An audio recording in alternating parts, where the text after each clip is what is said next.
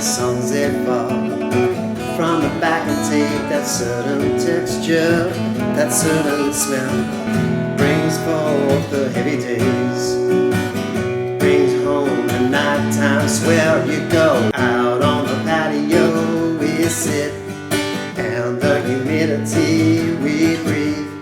We watch the lightning crackle the cane fields and laugh and think, this is Australia. Hi, welcome back to another One Chart lesson. Today we're doing Sounds of Then by Gangajang. It's an Australian song from the 1980s, kind of famous, at least here in Australia, just because it's so very Australian.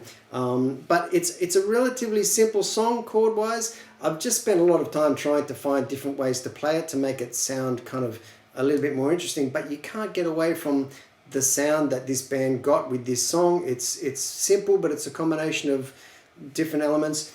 We're going to break it down into its simple chord format. I'm going to show you a few tips and tricks and riffs within that song to help you get the right sound for it. Download your chart, let's get going. The key is B minor, and the chords are B minor, A, E, D, G, and I think that's it. So they're all relatively straightforward. B minor as a bar chord is the trickiest chord that you're going to encounter in this song. You can do all those other chords as open chords, but I'm watching live versions of the band because they're still playing these days, and they're doing lots of bar chords up here as well. You can take your pick. You can do open chords, you can do bar chords, whatever kind of floats your boat. But what I've done here is tried to include the melody that you hear in the opening few bars of the song, which is this. So to do that, when you start on your B minor, just play the first two notes of your B minor, the A string and the D string, 2nd fret and 4th fret,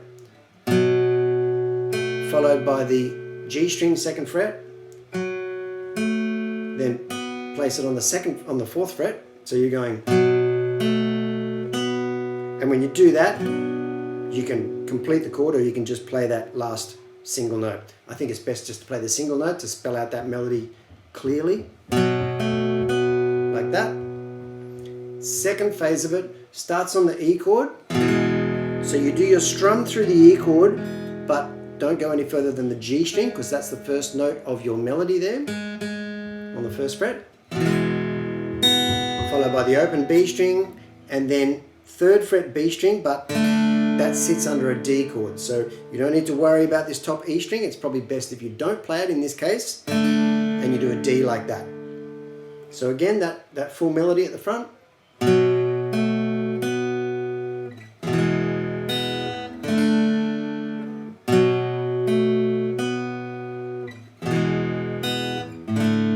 I think I hear the sounds of then, and then it goes into the verse, sorry. The verse is pretty straightforward. I find myself wanting to kind of push these chords a little bit forward of the beat sometimes, but that's maybe just me, I don't know. But your strumming is going to be like this.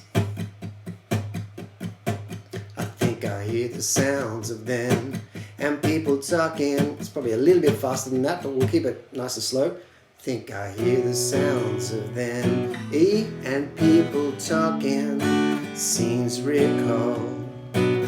By minute movement, the songs that fall from the back and take that certain texture, that certain smell. That's the first verse. Second verse is exactly the same. At the end of the second verse, we go into an E, brings home the heavy days. Stay on the B minor, brings home the nighttime, D, swell, and then to E. And then we're into the chorus. Couldn't think of that word then. Out on the patio we sit. Now that G definitely does get a little push, so you're landing kind of like on the half beat before that, but it doesn't matter as much, because what you're hearing there is the bass going up to the G. Like the bass goes,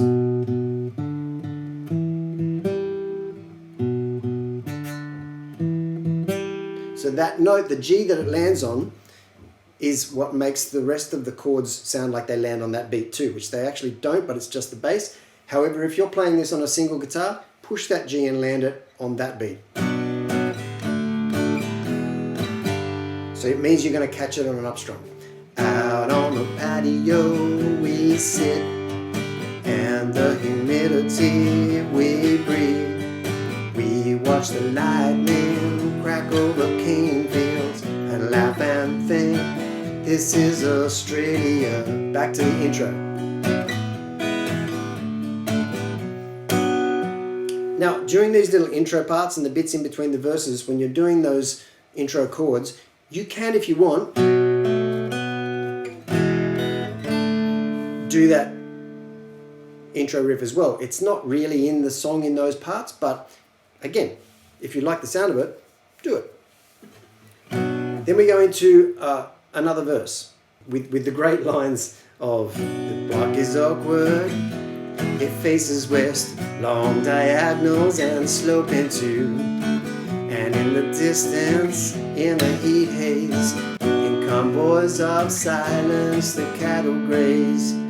I've watched the actual guitarist from the band doing it live in a duo, and what he does is some really, you'll hear it in the song. There are some guitar arpeggios, and he's got a delay setting on, and it's really nice. He picks these arpeggios out, and they kind of float around with the delay setting.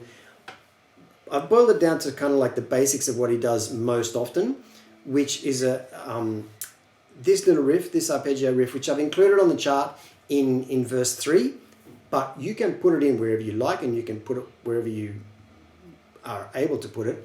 If you're playing in a band, it's different because you've got people backing you up, and you can do this on your own, and the rest of the song won't fall out. But the arpeggio goes like this, and you can also go using that open B string instead of the 4th fret G string, but I prefer to do it on the 4th fret G string just because it helps to keep it neat somehow. Anyway, like this.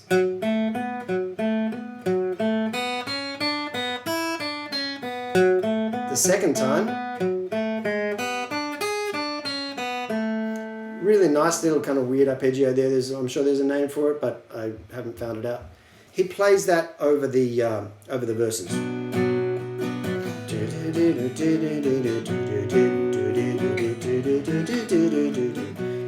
Very badly sung by me, but you get the idea. That's where it fits in, and that's why I've put it over the chords or under the chords in verse 3.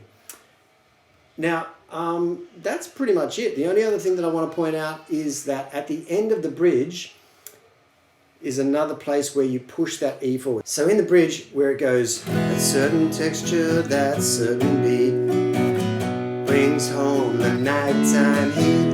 That last E in the bridge is one of the only other times where you actually push that chord ahead by a half a beat. Out on the patio, just before the chorus, right? So, certain texture, that certain beat, brings home the nighttime heat. You go out on the patio, and that's where that push sits. The only other push there is, like I said, on the G and the last chord of the chorus. This is actually a slightly different chorus because at the end we go to an A. So we go out on the patio we sit, and the humidity we breathe. We watch the lightning crack over cane fields, laugh and think that this is Australia. So you finish that chorus on 2 bars of A. Now after that comes the solo where there's a bit of slide guitar. It starts with the intro chords.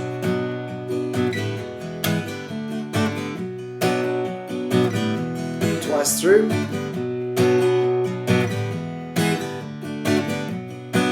And then we change to a G and an A, then back to a G, and then 4 bars of B minor. And everything kind of pulls back there, so you can kind of fill that out however you want. If you want to do whatever it is, there's 4 bars of B minor that that kind of just amble along there, and then we go into the final verse, which is it's a repeat of the second verse. To lie in square on familiar sheets and brick veneer on finance beds. As you go through that, then it goes into, you know, this bridge change again. A certain texture, that's certain beat brings forth the nighttime sweat. You go out and into another chorus. This one is a double chorus, so you just basically double the length of it. And then coming out of that is an outro, which is the same as the intro, same chords at least. This is Australia. This is Australia. This is Australia. Check it out. Then we go into that very last bit where there's a slide guitar comes back in. It still keeps going over those same 3 intro chords, but it does this little bit 3 times. That's the 3rd time. On the 4th time, E, G, finish on the B minor. So that's it. Sounds of Then, This is Australia, in parentheses, by Gangajang. I hope you enjoyed that, and I hope maybe it showed you something different from a band that you haven't heard of before. People in Australia will think I'm crazy for saying things like that, but maybe not many people outside of Australia know of this song. I'll stop talking now, and I'll go and make another lesson for you.